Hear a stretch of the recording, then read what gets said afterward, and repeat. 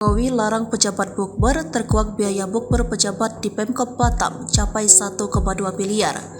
Presiden Joko Widodo memberikan instruksi agar buka bersama untuk aparatur sipil negara dan pejabat ditiadakan.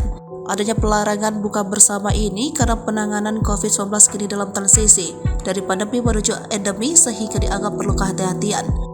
Kendati ada larangan dari pemerintah pusat, ada beberapa pemerintah di daerah yang telah menganggarkan untuk kebutuhan buka puasa bersama. Pemerintah Kota Batam telah menganggarkan 742 juta untuk buka bersama. Selanjutnya ada pula anggaran sewa kursi untuk kebutuhan open house sebesar 38,5 juta dan tenda sejumlah 162 juta. Kemudian Pemkot Batam juga telah menganggarkan dengan nomor paket 3786051 bernama belanja konsumsi buka puasa bersama wakil kepala daerah. Lalu untuk kebutuhan anggaran mencapai 481 juta.